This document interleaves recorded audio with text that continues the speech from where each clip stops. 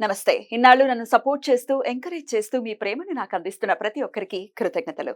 అలాగే ఈ వీడియో కూడా ఖచ్చితంగా మీకు ఉపయోగపడుతుంది. లైక్, షేర్ అండ్ సబ్స్క్రైబ్ చేసి మీ సపోర్ట్‌ని నాకు అందించండి. అలాగే ఈ వీడియో పట్ల మీకున్న అభిప్రాయాన్ని కామెంట్ సెక్షన్‌లో కామెంట్ చేసి తెలియజేయండి. ఇప్పుడు వీడియోని చూద్దాం. జీవితంలో రకరకాల సమస్యలతో బాధపడుతున్నారా? ముఖ్యంగా ఆర్థిక సమస్యలతో సతమతమవుతున్నారా?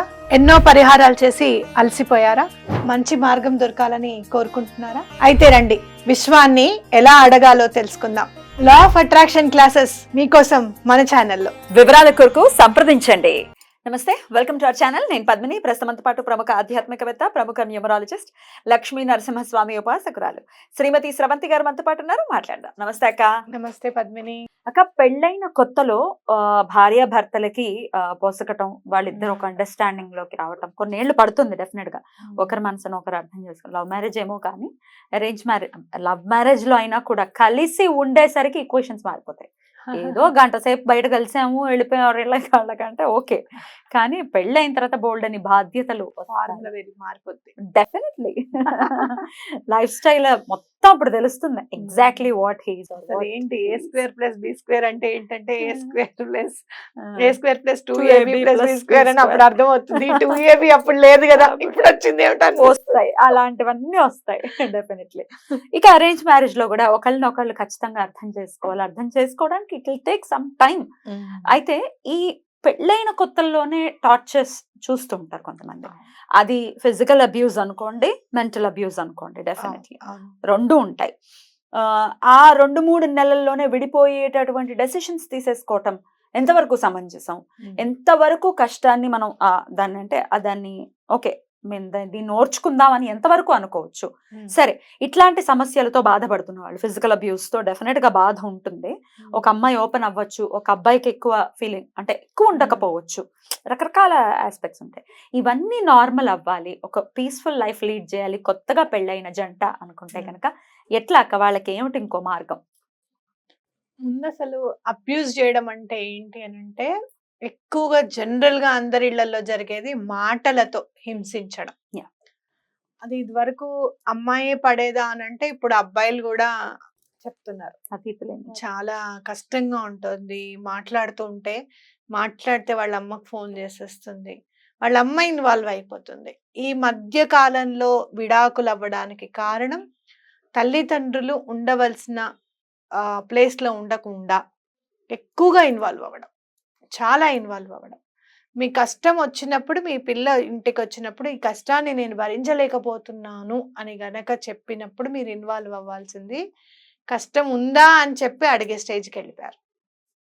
నేను కాదని నేను అనను. అందరూ దైనందిన జీవితంలో ఇద్దరు పిల్లలే ఉండడము, ఒక్కళ్ళే ఉండడం కూడా దీనికి కారణం అయి ఉండవచ్చు. అల్లారుముద్దుగా పెంచుకోవడము, అయ్యో మన పడిన కష్టము మన పిల్లలు పడకూడదన్న ఉద్దేశంతో కూడా అయి ఉండొచ్చు.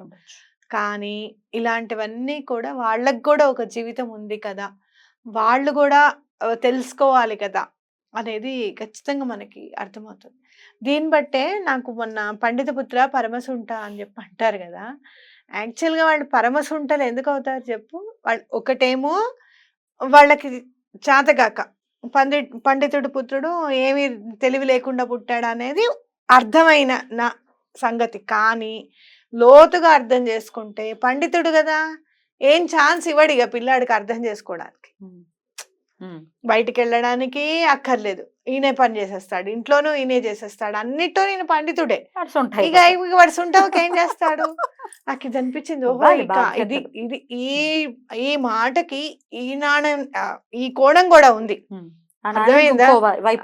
వైపు కూడా ఉంది. ఈ కోణంలో కూడా మనం ఎందుకు ఆలోచించాలి, అది కరెక్ట్ కదా అని చెప్పి నేను చిన్న చిన్న వర్క్ షాప్ మొదలు పెట్టాను. మైత్రికి ఇలా తీసుకునిరా, అన్ని గూగుల్ పేలు కాదు, కొంచెం క్యాష్ ఇచ్చి చేంజ్ అడిగిరా, ఎంత వస్తుందో చూడు. ఇప్పుడు గూగుల్ పే అనుకో, ఎంత అంటే స్కాన్ చేసేస్తున్నారు, ఇచ్చేస్తున్నారు. ఎలా తెలుస్తుంది పిల్లలకి చేంజ్ ఎంత వస్తుందని లెక్క పెట్టుకోవాలి కదా. అట్లా కాకుండా అలా ఇన్వాల్వ్మెంట్ అనేది మనని మనం రెస్ట్రిక్ట్ చేసుకునే విధంగా ఉండాలి. ఒకటి. రెండు, అసలు అబ్యూస్ చేస్తున్నారు మిమ్మల్ని అని అంటే మీరు భరించగలిగేంత అబ్యూస్ చేస్తున్నారా? ప్రతి ఇళ్లలోనూ మాట్లాడుకోవడాలు, పోట్లాడుకోవడాలు ఖచ్చితంగా ఉంటాయి. అయితే మీరు పోట్లాడుకున్న తర్వాత మాట్లాడుకుంటున్నారా లేదా?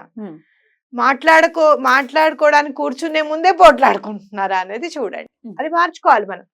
దెబ్బలాట అవుతుంది, తర్వాత అరగంట తర్వాత మళ్ళీ మీరు కలుస్తూ ఉంటే గనక అది ఆ రిలేషన్ అనేది మెయింటైన్ అవుతుంది అనేది మనం చూసుకోవాలి. అండ్ ఇది అన్ని ఇళ్లలో ఉంటాయి.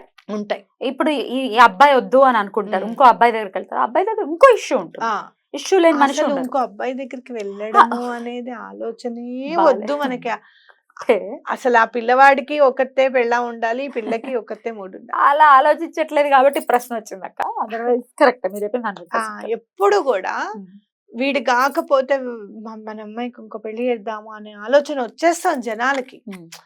నేను అంటాను, ఎందుకు అంత దూరం ఆలోచిస్తారు? అసలు సమస్య ఏంటనే తెలుసుకోండి ముందు. మెయిన్ ఇంపార్టెంట్, అది చాలా ఇంపార్టెంట్. అది తెలుసుకోకపోతే చాలా కష్టం. ఆ పిల్లని డిఫెండ్ చేయనివ్వండి, మాట్లాడనివ్వండి, ఆ అబ్బాయిని అసలు ఏం పరిస్థితి ఉందో తెలుసుకోనివ్వండి. ఇంకోళ్ళు ఏంటంటే కాపురం చేయనివ్వకుండా మగపిల్లల సైడ్, ఇప్పుడు ఆడపిల్లల తప్పు చెప్పాను కదా, మగపిల్లల తప్పు ఏంటో తెలుసు అటు సైడ్ తల్లిది. రే వాళ్ళు పండగరా, లోపలికి వెళ్ళకు, మీరు దూరంగా ఉండండి, అన్ని తల్లే చెప్తుంది అనమాట. దానివల్ల ఉండదు అసలు. అమ్మో భార్యాభర్తలు నువ్వేమైనా చెప్పాలనుకుంటే కోడలికి చెప్పు, పిలిచి అమ్మ ఇవాళ పూజ చేసుకున్నాం కదా, కాస్త దూరంగా ఉండండి అని చెప్పు. పిల్లాడికి చెప్పడం ఏమిటి?